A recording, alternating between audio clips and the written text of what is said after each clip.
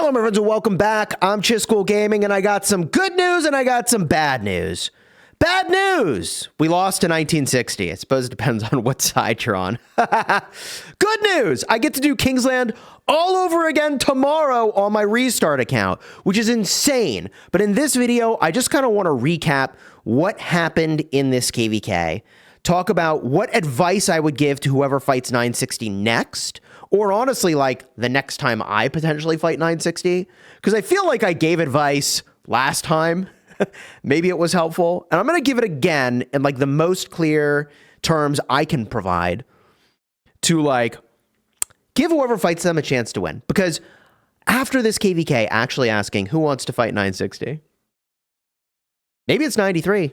And I mean this respectfully, but they may feel like, I kind of been there, done that before. Already fought them, already beat them, don't need to do it again. And I'm not trying to be rude. Every 960 player has now left the video.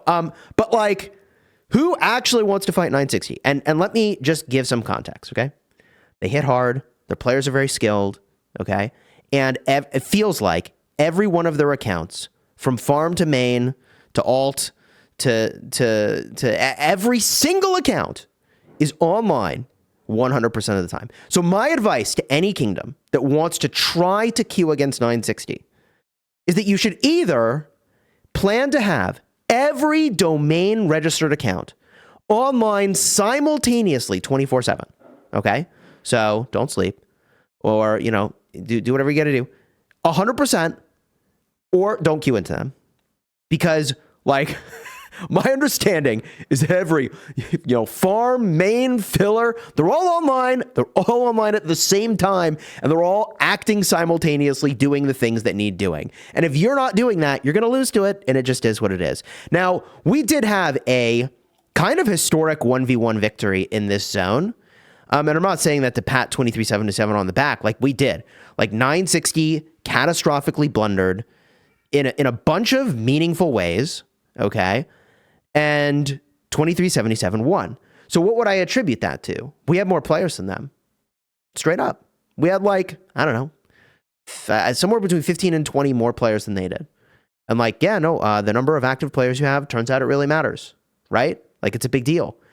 And as you saw, even just a small number of days later, 960 was able to push in through here.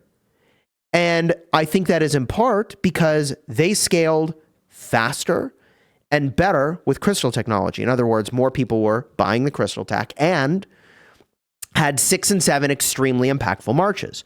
And so the longer this encounter went on, the more they started to swing the advantage in their favor. And I think that was extremely, extremely impactful.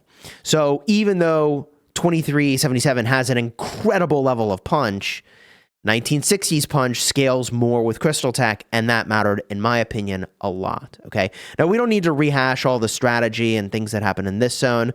Again, I think this is, like, not to make anybody feel bad, like, but, like, the most blundered zone of all time from both sides, right? Like, it just, we gotta call it what it is, and it is what it is. So, taking a step back, right, is there anything that could have been done differently by our side to potentially win this KvK? And I don't know that there is. The one and only route that I can think of where maybe 23-77 emerges victorious, and to give this context, right? Like, once Diplo happens, the odds are set for who's going to win. And largely, you're just playing out those odds, and very little you actually do in the KvK, in my opinion, unless you catastrophically blunder, which did happen in this KvK. Very little actually can change the outcome. Okay, there has to be huge oversights or huge blunders. And a part of what makes the game fun is you don't know the true odds of winning. You have your theories, you have your opinions, you have your data, you have your perspectives, but you don't know your true odds of winning, and then they play out. And the actions you take, hilariously, like, have minor influences one way or another on what the final outcome may be. And that may sound like, bro, does Chisgule think, like, the fate of the universe is already decided and it's already playing out? No, but I think if you assume that players are somewhat rational actors and that the leaders of these kingdoms are somewhat rational actors, then there's a somewhat predictable outcome, right? And again, a part of what makes it interesting is that each kingdom sort of has their perspectives. But what I thought was most fascinating is when everything was kind of lined up along this river, right? And once we got to this spot where the river was divided and the Kingsland land was set, now the number of variables to change the outcome of the KvK are very low compared to what they once were, right? You can look at each of the matchups and say, what must be true of those matchups to change the Kingsland situation? And that's exactly what I was doing yesterday as we took a look. And I said, okay, our allies were built along this river. So the question was, can 77 and 606 push into 93? And 93 is one of the most, I think, defensively capable kingdoms in the game. I don't think there's really any question of that. So, even if you felt that 75, 606 as a combo was stronger than 93, the idea that they were going to push past this river is a bit of a stretch. That's tough for them to do. They would need such a profound field advantage. It'd be very hard, okay? Or they would need to have drained 93 so much that, like, they're on final kick, the last, drop of gas in the tank situation. Then, like, okay, you could push them there. So given that, this front was probably not likely to change. Okay, then you look at our front versus 960, and, like, obviously they were pushing us. So what would have had to be true for that KvK to continue in Kingsland is that when we got to the river, we would have to have enough gas left in the tank to make a defensive hold here. Okay?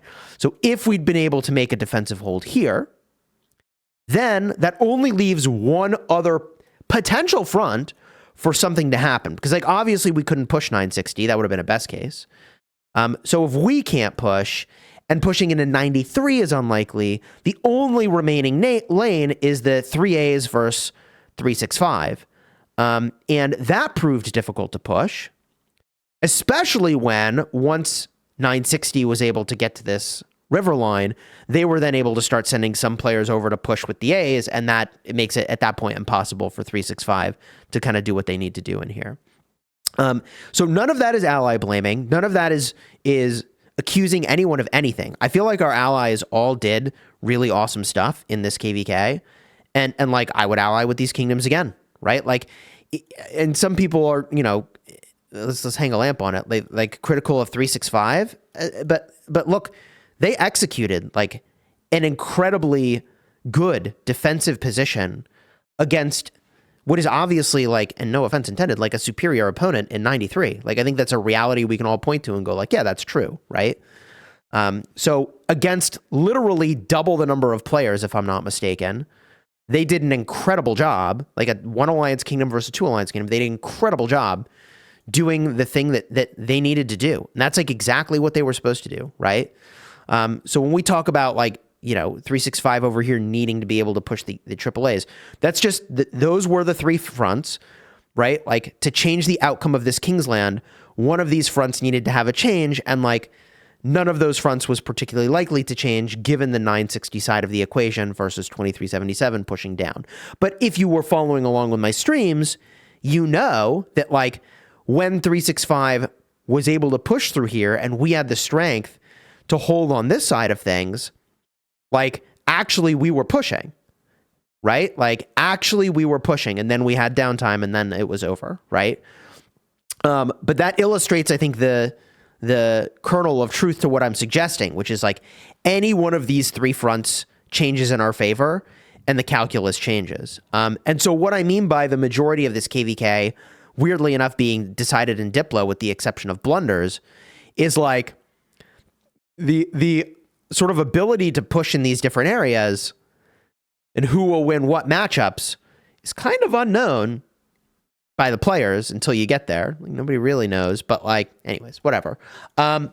What advice would I give to anyone fighting 960 again? I don't know if I said it already or not in this video. I'm pretty tired and delirious, and I have Kingsland again tomorrow on my restart.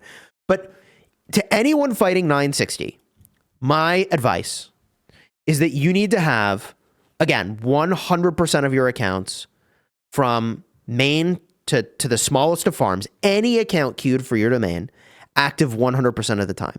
And if you don't plan to do that, just don't queue into the KvK with them, right? Respectfully. Like, if you don't plan to do that, don't queue for that fight, because that's what you're signing up for. Okay? That's if you want to win, if you want to have a chance at beating them, right? You need to be more resourced than you can possibly imagine. You need more speed ups than you can possibly imagine. And you need to be online more than you've ever been online or could fathom being online. And I had my best performance ever in this KvK. In fact, a lot of people had record-breaking performances that will probably never be repeated in the history of Rise of Kingdoms ever again. I'm serious. Like, these performances may never, ever be repeated in the history of the game, okay? You've got Perdigo and Cyborg fighting for the most KP earned in any single KvK ever, over 20 billion kill points in a single KvK, absolutely shattering the record for any prior holder. I mean, it was like 13 billion kill points before, right? 13 and a half by Peacemaker. Absolutely shattering the record at 20 plus billion, and they're still going. For dead troops, okay, over 1 billion power lost by Wild Lion and Mr. Hope, shattering Yoda's record for dead troops. Insane. Insane, okay? And for heal points, Cyborg, now I believe the record holder, who I think it was prior Hope who held the record for this. And like Hope, Wild Lion, and Cyborg now holding the record here. Okay? Absolutely freaking insane. Okay? Now, as far as my performance, like, I think I said this, but this is my best performing KvK ever. I have 8.3 million dead troops. Okay? And I pulled down, well, let's talk about resources spent. 82.2 billion resources spent. Okay? The most I've ever spent in a KvK. Shout out to 2377 for hooking me up with resources as I got low, which I did, because it's an unfathomable amount of resource spend here. And also, I'm up to 33.2 billion kill points. So I'm very close to 6 billion kill points earned in this KvK. So I'm at, and you know, it's not done yet, but I'm at almost double the amount of KP I earned in my best KvK ever. So like, I came here and gave 2377 quite literally my best KvK ever. In terms of speed up items used, I have been doing a bunch of buying throughout the KvK, and I'm at 1.2, I guess, you know, 1,200 days worth of speed ups. Before fighting, between healing speeds and general speeds, I had about 4,000 days. So I went through almost probably 3,000 days worth of speed ups in this KvK. So I gave this KvK, again, like my best performance possible. And that's still, by the way, for perspective, like, only puts me at 76 for KP. So again, I'll emphasize, like, 100% of accounts online 100% of the time.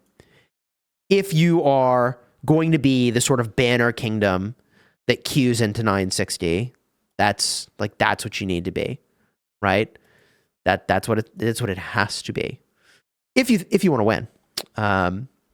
That's the only way you have a chance. Now, let's talk about how this KvK maybe could have ended up different.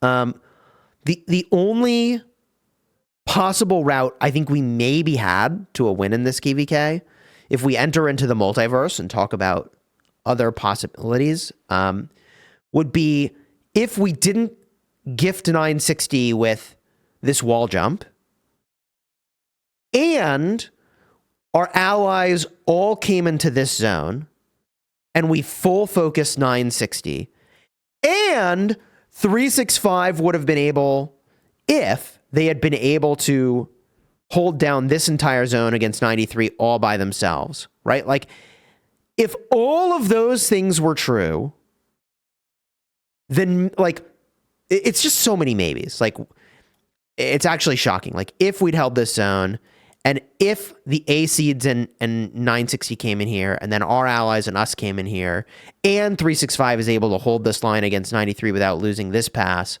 then maybe we could have pushed 60 out of this zone and then it's actually GG at that point. Like it's actually just over. No way. That's it. It's GG's.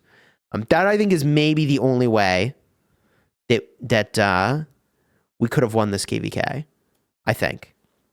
And again, I think our winning this zone, like and this pass is in part because of blunders. So like, I think a part of the reason that door was even open to us to do that was because of blunders in this zone and strategic errors. But then also strategic errors allowed them to create a better situation for themselves. And like, even if we had not blundered the wall jump over here, we maybe would have held this pass, but I don't think it changes the reality of 960's accounts scaling better with that crystal technology, being better resourced and having more speed ups at the end of the day, and the average level of punch per player being enough higher that they're able to assert field control. And in Orleans KvK, you either assert field control or lose to it, your call. I'm going to make a separate video talking about the auxiliary skills that I used and my recommendations for future KvKs. I feel like 2377 did a great job of putting together some recommendations as well. And, you know, I feel like that's their sort of proprietary stuff, but I'll share what I ultimately used because I think I made some choices that were really cool. So if you want to see that, subscribe. I need to make some contribution here, potentially. I got to figure out, I don't know what's going on. I just woke up. It's like, all right, I got to record a vid, figure out what's happening. I don't think I'm going to stream it because I don't know. Like it's the tail end of what it is, man. And it is what it is. GG's, congratulations to 93, the A seeds, and also 960 on the W.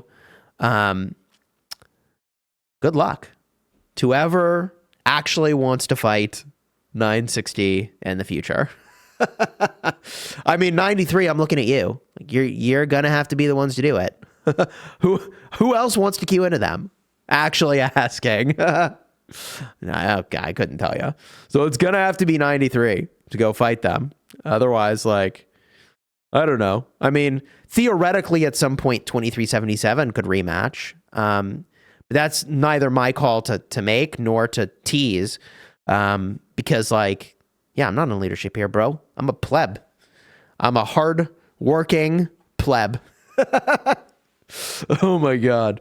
But a big thank you, by the way, to 2377 leadership for including me in the kingdom and for putting in, like, truly monumental levels of effort. I mean, that's what it takes against 960. That is what it is. But to us and our leadership and our allies and their leadership, big thank you for everything you did. You guys were freaking awesome. I really feel like once the Diplo was done, like there were very few choices at that point that probably changed the outcome of the KvK. Yes, of course, here and there, battles and results change. But outside of like big blunders, there are very few truly pivotal moments that had the course to shift this. And, you know, everyone did their part to do the best they could. And it was a hell of a KvK. Honestly, like, I don't know that we'll ever see one like this again. It's just so insane. It's so insane. Yeah. GG's, everybody. Go watch the streams. I'm too sleep deprived to speak coherently, so hopefully this was semi-coherent. Stream, cards. Until next time, you have fun smashing your enemies. Take care, everybody.